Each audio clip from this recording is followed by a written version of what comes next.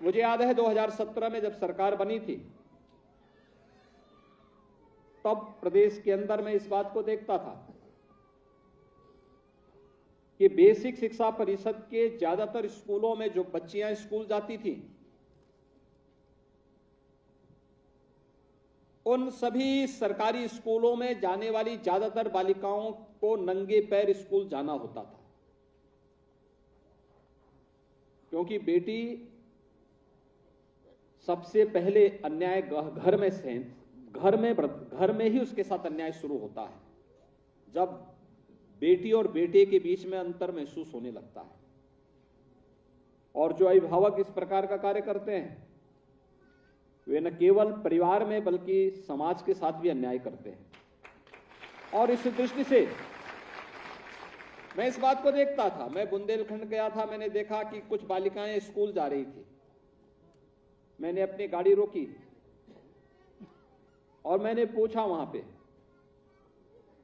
उन बेटियों से, मैंने पूछा, मैंने कहा कहां जा रही हो? तो उन्होंने कहा स्कूल। तो मैंने कहा स्कूल कहां पढ़ती हो? तो उन्होंने बताया यूनिफॉर्म, कपड़े भी ठीक नहीं थे, नंगे पैर चल रहे थे। तो मुझे उन्होंने बताया कि स्कूल जा रहे हैं। तो मैंने कहा तुम केवल बेटी बेटी स्कूल जाते हैं, बेटे कहां हैं, बच्चे कहां हैं? तुम्हारे भाई होंगे और भी परिवार के लोग होंगे, कहां हैं और लोग? कहां नहीं, वो भाई है ना, उसको दूसरे स्कूल में एडमिशन कराया गया है मेरा यहां। फिर मैंने कहा तुम्हारे पैर में जूते नहीं है, चप्पल नहीं है क्या? भाई के पैर में भी चप्पल नहीं है? कहां नहीं, उसके लिए जूते आए हैं, तो जूता पहन के जाता है। हम बेटी है ना।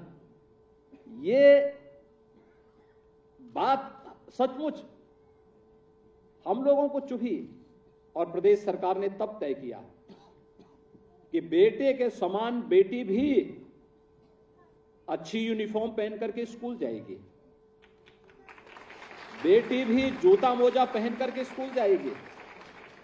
और मुझे बताते हुए प्रसन्नता है, आज प्रदेश के अंदर बेसिक शिक्षा परिषद के अंदर पढ़ने वाले स्कूलों में 1,91,00,000 बेटी और बेटे दोनों के लिए, यानी बेटी के बहाने बेटों को भी अतिरिक्त सुविधा मिल जा रही है।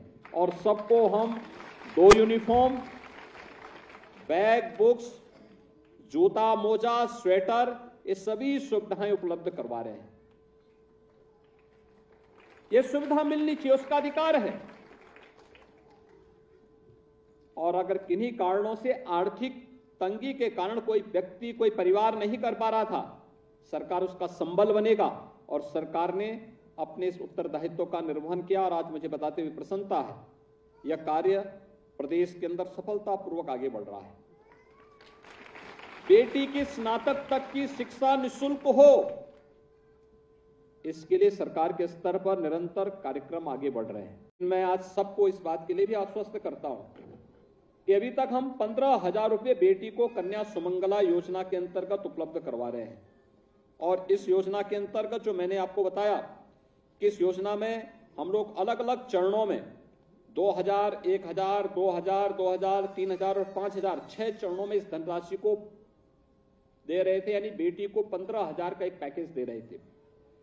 लेकिन अगले वित्तीय वर्ष में 24-25 में हम इस राशि को 15,000 से बढ़ा के 25,000 रुपया करेंगे, जिससे बेटी के खाते में यह राशि जाए और इसके तहत बेटी के जन्म लेते ही 5,000 रुपया उस बेटी के नाम पर चला जाए।